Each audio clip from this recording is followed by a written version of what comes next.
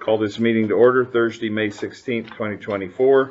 We're here for the proposed Panhandle Health District budget presentation, and I will turn it over to Don to start us off on what we're looking at and what's going on. Wonderful, Commissioner. Well, thank you so much for having us here today. And we're here today to present our FY25 budget that begins on July 1. We aren't here. This is not an action item. Our purpose is to, first of all, let me introduce, this is Christine Krummer, our financial officer, and this is Eric Kettner, who oversees our environmental division, if you had any questions in that vein. And I appreciate them joining me. So we're here to present the budget. The budget hearing, which we do take action on our budget, is on May 23rd. So that's a week from today. And that is in our office in Hayden. And that is at 11 o'clock. And so, Commissioner, as the chair of the commissioners, you are invited unless you wish to delegate that to another commissioner. And it's best if you do make that delegation that you have that in your minutes, that you have delegated that to another commissioner. And so on May 23rd, the budget hearing begins promptly at 11 o'clock at our office. It usually doesn't last longer than really 10 or 15 minutes. I mean, I'll say a few words. Our chair, Marlo Thompson, will say a few words. Ms. Krummer will go over the budget briefly because we have already presented it to you, of course, and then a vote is taken. Commissioner Tim Bertling from Boundary County, he will chair the budget hearing on May 23rd. Okay. All right, so that is the plan process. On being there. Yes, we really would like to have you there to cast your vote on the budget. So with that, Commissioner, I'm going to turn it over to Christine to present the budget to you. Thank you, Don. Mm-hmm. Good morning. Good morning. So if we look at the presentation on page 2, this is just a friendly reminder of the county funding allocation. 70% of it comes from population. Those numbers are pulled from the U.S. Census Bureau. 30% comes from the State Tax Commission, which is the taxable market value of properties. Next page is our fiscal year 25 budget. To start off, we are not asking for an increase in the county ask. It remains at $2,496,000. If we look at the budget as a whole, you'll see that it's decreased by $900,000. And the majority of that decrease is in the personnel, total personnel. We're down 7.1 FTEs. And related to that, if we look at revenues, our grant revenue is down approximately $600,000. So we did not have several grants renewed, which is causing that decrease in salary. So total operating expenditures, there's an increase in there of approximately $85,000. We have some items budgeted in there for fiscal year 25. We plan on doing a computer refresh. We haven't done one of those in 4 to 5 years, and also some maintenance items related to carpet repair. Total capital expenditures, there's a decrease of $282,000. Part of that is related to, majority of that is related to the payoff of the Hayden facility. We do plan on doing some improvements, capital improvements to the Hayden facility in an amount approximately $134,000. The building is about 18 years old now, and we're seeing some wear in the carpet. It's pulling up, seams are pulling apart, and also some portions of the building need to be painted. So again, approximately $134,000 earmarked for that project. We also plan to do approximately a building security upgrade in the Kellogg building. It's budgeted at $50,000, and that would be the badge access system.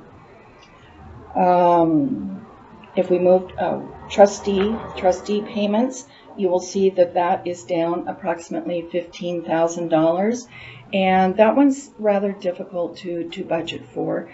That trustee payments represent monies that are not directly related to the health district operating expenses, but it may be money that is passed through out to the community, such as when someone has applied for opioid funding from the settlement funding.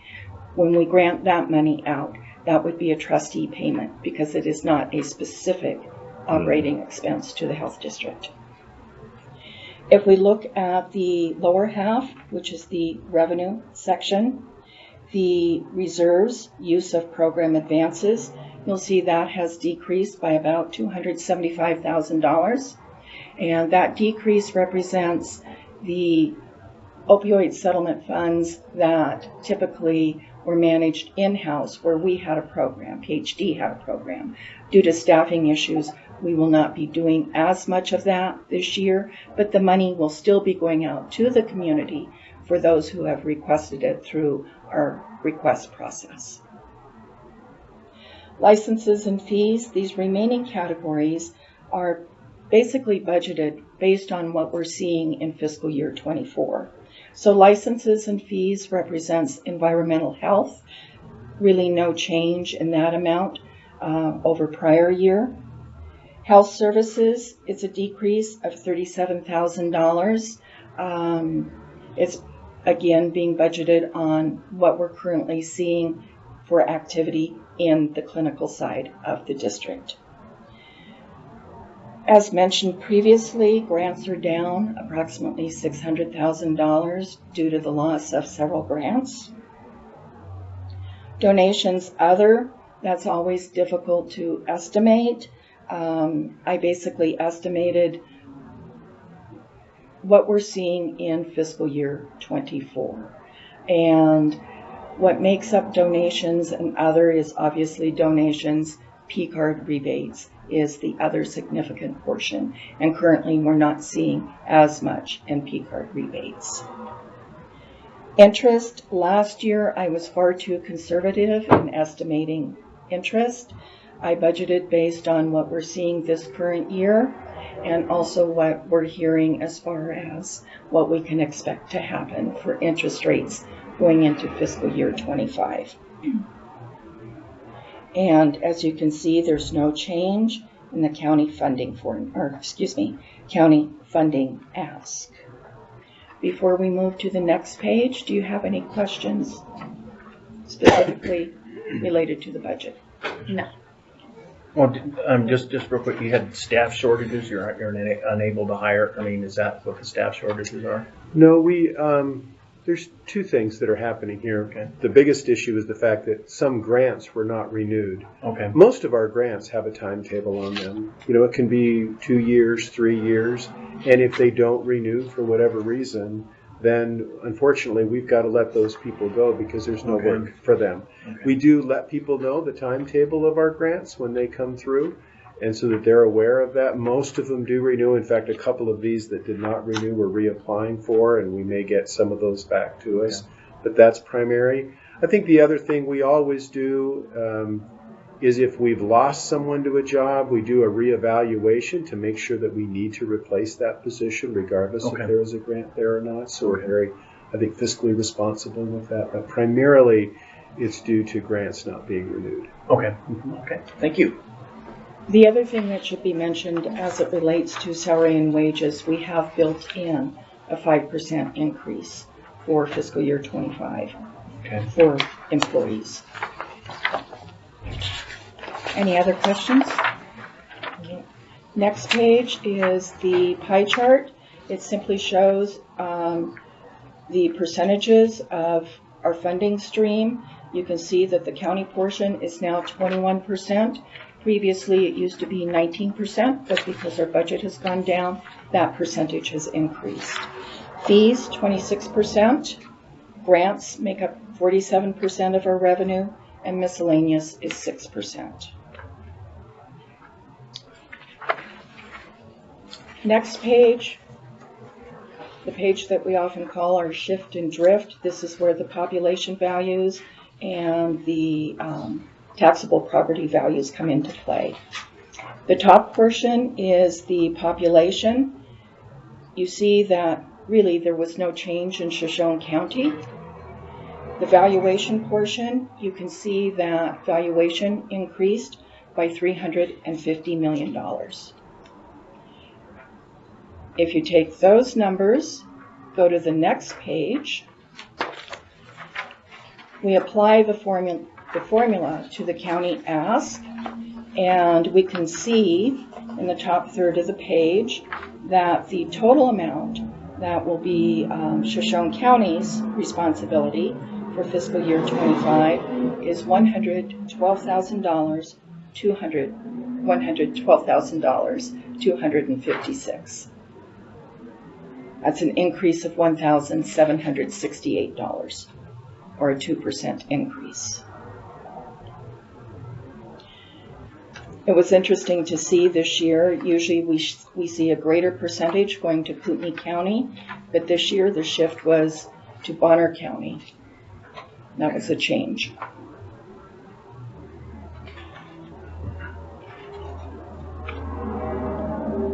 Last year we had a decrease of 3,413. So it's not a huge increase compared to what we saved last year. The net amount. Are there any questions? No. Excellent. Thank you. That's what I like to hear. Yeah, this is what we had last year. And Christine, can you share over the past 11 years what has been our average increase in our budget? Over the last 11 years, the increase in the county ask has been 1.23%. We've had 5 years recently in the 11 years where there has been no request for an increase. Wow. Well, that matches well with our budget woes. We don't have any increases. Thank you for your report on this. You're entirely welcome. Any questions from the board? You should do such a good job, it's hard to think of questions. Well, good. Thank It's you. like you've done this before. Once or twice. Yeah. I try to anticipate any questions that might come up. Your 5% increase in salary and wages, can I ask, what did you base that on? Is that We base that on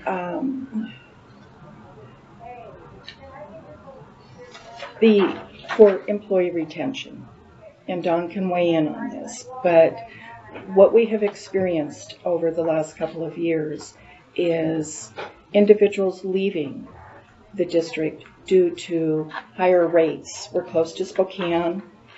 They can command a higher rate over there. We've lost individuals there. What we've had recently is, I do have a note here, in fiscal year 24, we've had 15 vacant positions. And also with the individuals, this is just rough information that I obtained from the division administrators. We've lost 5 individuals to higher wages. We've lost 3 potential job candidates due to the high cost of living in the area. And we had 1 job offer declined because of the wage rate. So we're trying to be competitive and maintain our retention.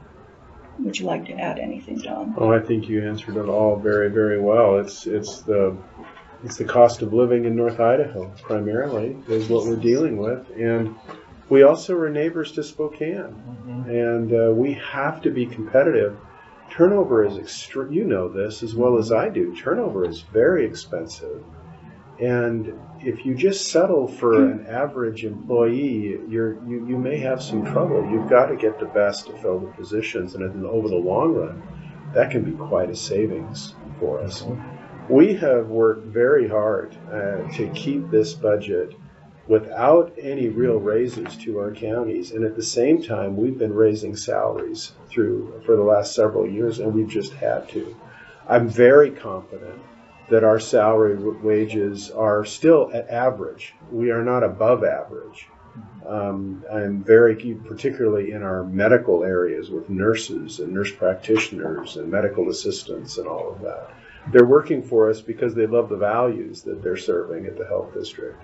We're grateful for that. But that doesn't mean we can take our eye off of wages. So we've been consistently raising wages over the last few years and still keeping you budget neutral. Which is much appreciated. To your point about the cost of retraining an individual, I went out to the Society of Human Resource Management to do some research, and they had an article stating that the cost of retraining an employee is anywhere from 50% to 250% of the position that is being filled. And from experience in the health district, it is very time-consuming and costly. Understood. Thank you. Appreciate your answer. Any other questions from the board? No? Okay. Anything else you'd like to present? I think that's it. That's what we came up here to do. So thank you for your You time. brought up the Right, thank opioid funds. How are those being utilized very much from the counties? Yes, Are you and I'm getting so that? sorry, Tracy. I had my staff prepare for me a document that told how much Was is that- going into this county, and I will send that up to you. Okay. But it is significant. In fact, Christine talked about the application process, and there's several organizations here in the Silver Valley that were granted funding yet again for the coming year. I say that, and I want to tell you a little story here. You, of course, pass your funds on to the health district. And so does the city of Coeur d'Alene, as well as a couple of other county and city organizations. The city of Coeur d'Alene came to us several months ago, and the police department had some very good uses that they wanted to use their funds for. And so they took their funds back, meaning they're no longer allocating those funds to the health district. We were 100% supportive of that. It was not that we even have a decision to make, that's your call, but we were very supportive of the use of the Coeur d'Alene City Police Department for the use of those funds. And although I'm and we're still using some of the funds we get in the city of Coeur d'Alene at the same time.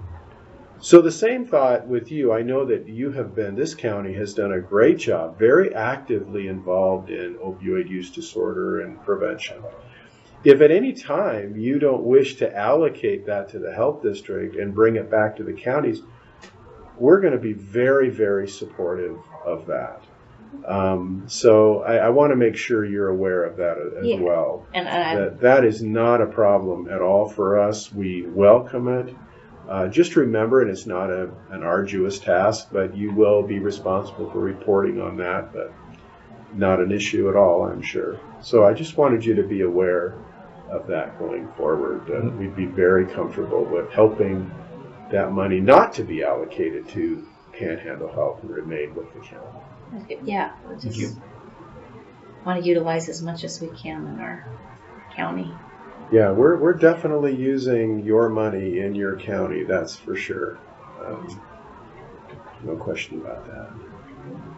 As well as funds that we get, we're using in your county. So.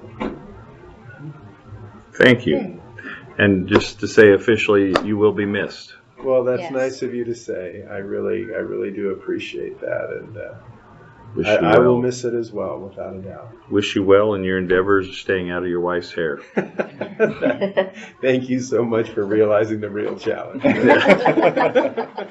All right. Thank you. That we are adjourned.